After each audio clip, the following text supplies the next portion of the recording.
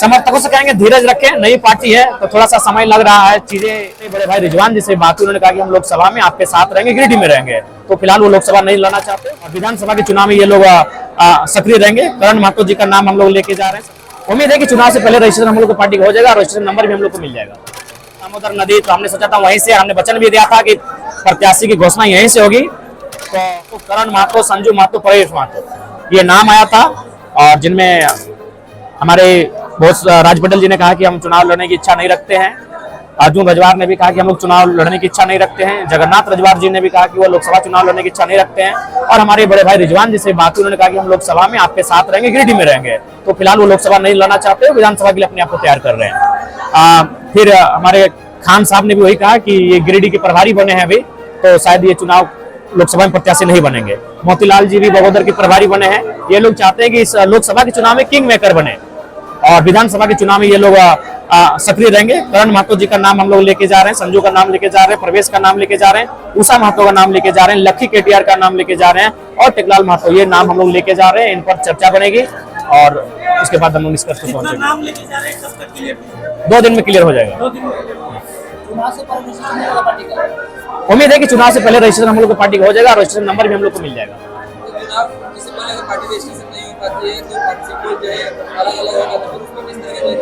उसमें बहुत टफ होगा, बहुत टफ चुनाव होगा और मेंटली बहुत परेशानी होगी, फिजिकली बहुत परेशानी होगी, लेकिन युवा है, उम्मीद है सिचुएशन को हैंडल कर लेंगे। तैयार है, हम लोग युवा हैं, हर सिचुएशन के लिए, हर एक परिस्थिति के लिए तैयार है। अगर रजिस्ट्रेशन हो जाता है तो संभावना है, 25% संभावना है कि दोनों सीटों को प्रेफर करेंगे, क्योंकि भारत के संविधान में एक व्यक्ति 2 सीटों से चुनाव लड़ सकता है। चुनाव जीतने के बाद पहला काम क्या होगा? चुनाव जीतने के बाद पहला काम हमारा ये होगा कि यहाँ का जो जमीन, जो लोग, देखिए सबसे पहला काम है कि इंसान की सबसे बड़ी संपत्ति क्या है। सबसे बड़ी संपत्ति मेरे अनुसार उसका जमीन का टुकड़ा है। आज जिस प्रकार से धनबाद बोकारो में अतिक्रमण बढ़ रहा है, जिस प्रकार कब्जा बढ़ रहा है, जिस प्रकार से बड़ी बड़ी कंपनियां यहाँ लूट रही है, वो सारी चीजों को रोका जाएगा। भूमि अधिग्रहण का जो बिल है उस पर बेहतर चर्चा किया जाएगा ताकि गाँव के व्यक्ति की जमीन सुरक्षित रहे। दूसरी, नौकरी पर चर्चा होगी, विस्थापन पर चर्चा होगी, पलायन पर चर्चा होगी और झारखंड की झारखंडीय खतियान आधारित स्थान नीति, उस पर चर्चा होगी। देखिए निर्भर नहीं है, लेकिन चूंकि मान के चलिए 7 महीने की पार्टी है, जब ऐसा भी आप कभी बोल सकते हैं कि 81 जितने भी लोकसभा क्षेत्र है सबसे मतलब आप उम्मीदवार के रूप में पेश हो जाएगा। माने ये आप कह सकते हैं, जिस प्रकार देश के प्रधानमंत्री, राज्य के मुख्यमंत्री, उनके फेस पर चुनाव लड़ा जाता है, तो कह सकते हैं केंद्र अध्यक्ष के नाम पर ही लोकसभा का चुनाव लड़ा जाएगा और वहाँ प्रत्याशी अन्य होंगे, लेकिन विचारधारा केंद्र अध्यक्ष की होगी। और समर्थकों से कहेंगे धीरज रखें, नई पार्टी है तो थोड़ा सा समय लग रहा है, हर चीजें हमारे अनुकूल नहीं है, तो हम लोग अब कोशिश करेंगे बेहतर स्थिति में आकर चुनावी प्रत्याशियों की घोषणा की चर्चा पर पहुंचेंगे। बोकारो, दामोदर नदी तो हमने सोचा था वहीं से, हमने वचन भी दिया था कि प्रत्याशी की घोषणा यहीं से होगी, तो इस पर गिरिडीह और धनबाद मुख्य था। गिरिडीह में बिना किसी विवाद के मेरे नाम का प्रस्ताव आया और लोगों ने स्वीकार किया, लेकिन धनबाद में 12 नामों का प्रस्ताव आया और 12 नामों का प्रस्ताव आया तो उन पर हम लोग समीक्षा करते करते 4 लोग बचे हैं।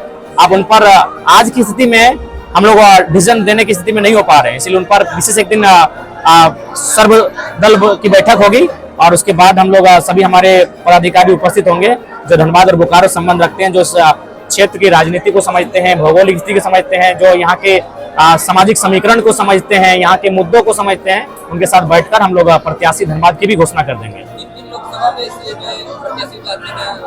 देखिए कोडरमा से लगभग फाइनल हो चुका है और चूंकि हम लोग जब उम्मीद किए थे उनका आज कार्यक्रम हो चुका था और शेड्यूल में नहीं था, अचानक शेड्यूल हम लोग का बना।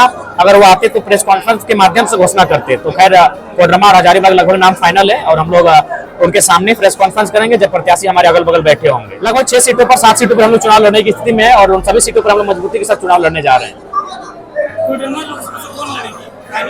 देखिए लगभग मनोज जो है उनके नाम, मनोज जी उनके नाम की शुमारी बन चुकी है, लेकिन अंतिम मुहर अभी बाकी है और उम्मीद है हजारीबाग से संजय जी की लगभग परिस्थिति सामने आ चुकी है, उनके लड़ने की स्थिति।